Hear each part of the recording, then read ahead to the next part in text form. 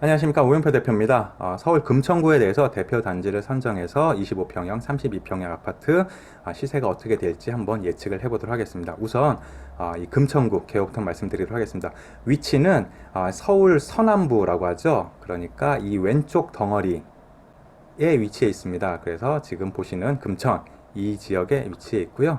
대표적인 동으로는 독산동, 시흥동, 가산동 이렇게 세 개의 동이 있습니다. 지하철 한번 노선을 살펴보면은 이렇습니다. 이 가산 디지털 단지역, 독산역, 석수역 이렇게 라인이 이어지고 있고요. 가산 디지털 단지역의 경우에는 7호선 이렇게 환승이 또 가능하기도 합니다. 그래서 지역의 특성을 살펴보면은 크게 세 가지로 요약이 되는데요.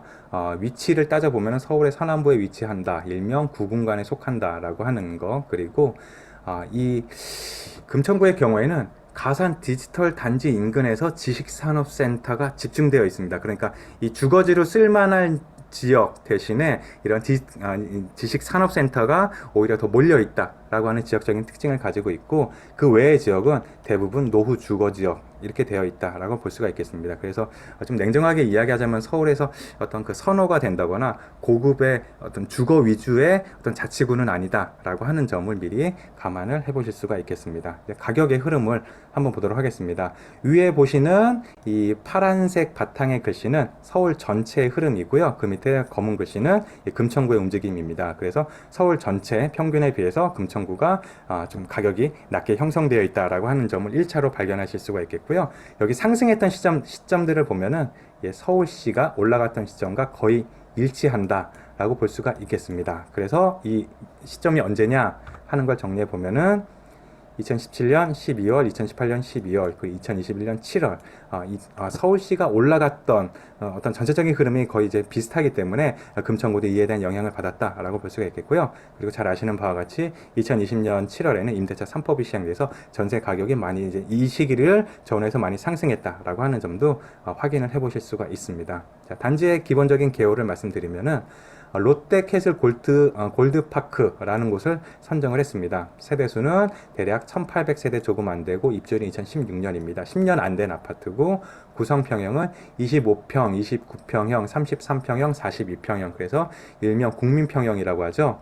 이 국평이라고 하는 33평형, 32평형을 위주로 나머지 평들이 이렇게 분포되어 있다라고 하는 단지라는 점을 보실 수가 있겠습니다. 계속 보겠습니다.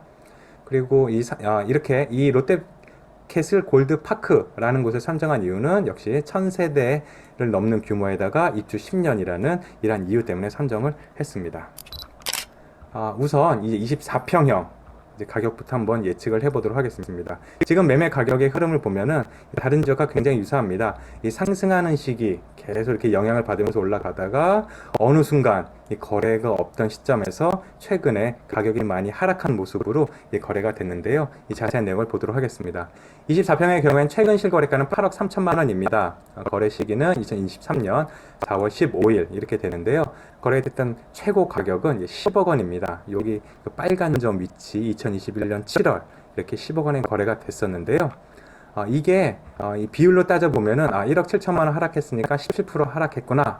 그래서 많이 싸졌다라고 보실 수가 있겠지만 그 전의 가격을 또 한번 비교를 해봐야겠죠.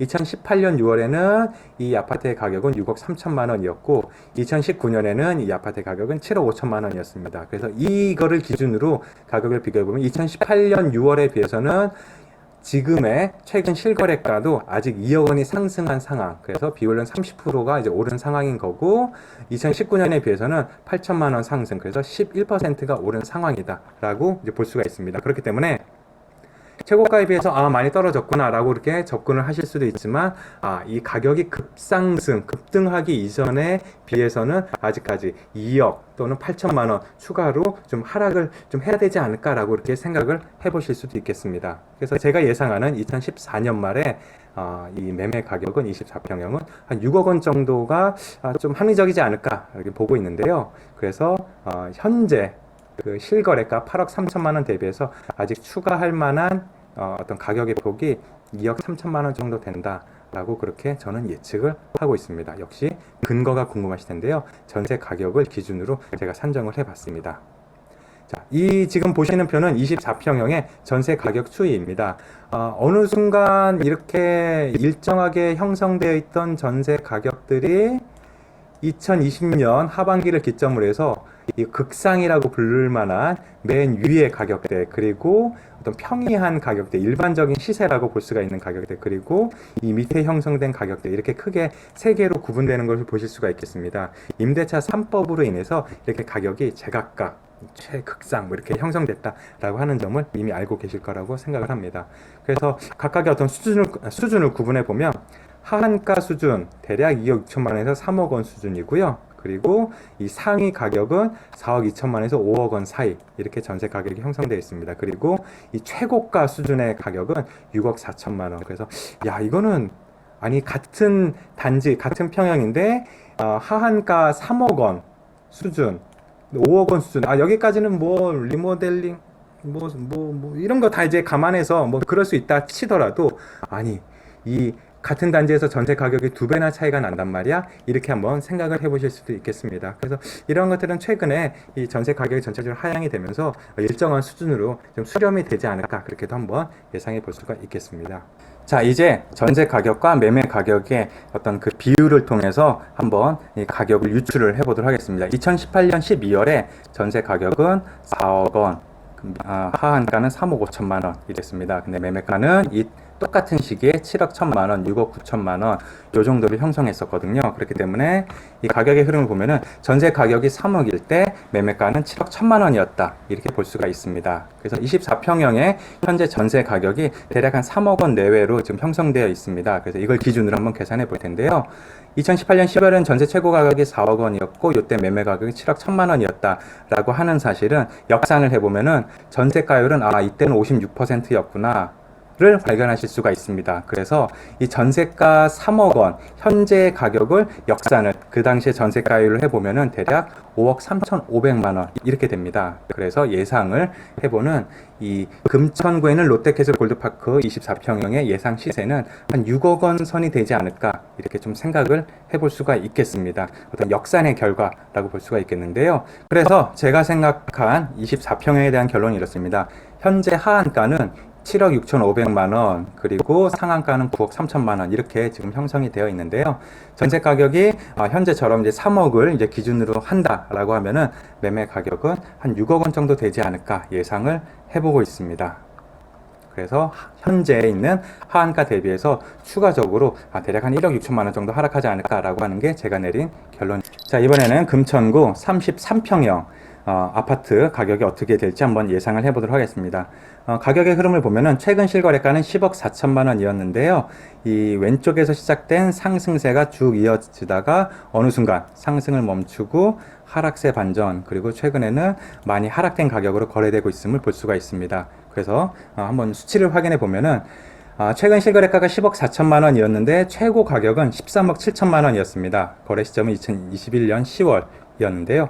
하락폭을 보면은 최고가 대비해서 최근 실거래가는 3억 3천만 원 이렇게 하락했다라고 볼 수가 있습니다. 그래서 비율을 따져보면 24%가 되는데요. 자, 여기까지만 설명 들으시면은 최고가 비해서 많이 떨어졌다, 이제 하락을 멈출 때도 되지 않았나 싶으실 겁니다만은 그렇지 않고 2018년 1월에 매매 가격이 6억 6천만 원이었습니다. 그래서 이때를 기준점으로 하면은 아직까지 최근 실거래가는 3억 8천만 원 상승한 셈이고, 2019년 3월에 8억 8천만 원 거래됐던 거에 대비하면은 아직까지 1억 6천만 원 상승한 거구나 라고 이렇게 좀 관점을 바꿔서 보실 수가 있겠습니다. 그래서 제가 예상하는 가격은 2024년에 이 해당 단지의 33평형 아파트는 대략 한 7억 원 정도 선에서 거래되지 않을까, 시세가 이렇게 형성되지 않을까. 그래서 현재 실거래가 대비해서 3억 4천만 원이 아직 추가 하락할 만한 가능성이 있다 라고 보고 있습니다. 역시 근거가 궁금하실 텐데요. 전세 가격을 한번 계산을 해봐서 그렇습니다.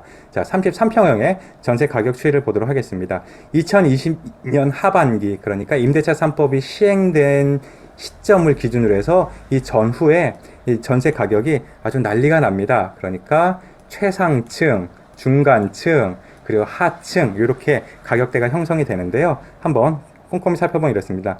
전세 하한 가격, 그러니까 낮게 거래된 경우에는 3억에서 3억 5천만 원 정도의 33평형 전세 가격이 형성이 됐었고, 상위 가격은 5억에서 5억 5천만 원 정도가 됐었습니다. 그리고 최고 가격은 전세 가격만 해도 9억 4천만 원이 됐었습니다. 그래서 이런 어떤 흐름이 최근에 다시 좀 진정되고 있다 볼 수가 있는데요. 이 과거 사례는 이렇습니다. 2018년 1월에 전세 가격은 실거래 기준으로 5억 1천만 원이었습니다.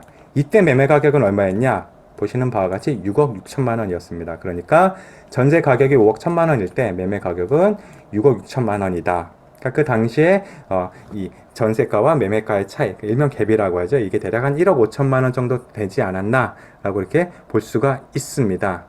그래서 계산을 해보면 이렇습니다. 전세 최고 가격이 5억 5천만 원일 때 매매 최고 가격 10억 4천만 원이었다라고 하는 사실에 비추어 봤을 때 전세 가격은 2018년에는 77%, 20년엔 좀 낮아져서 52% 이렇게 됩니다. 그러니까 2020년의 경우에는 전세 가격 곱하기 2 하면 이제 매매가가 나왔다 이렇게 보실 수가 있는데요.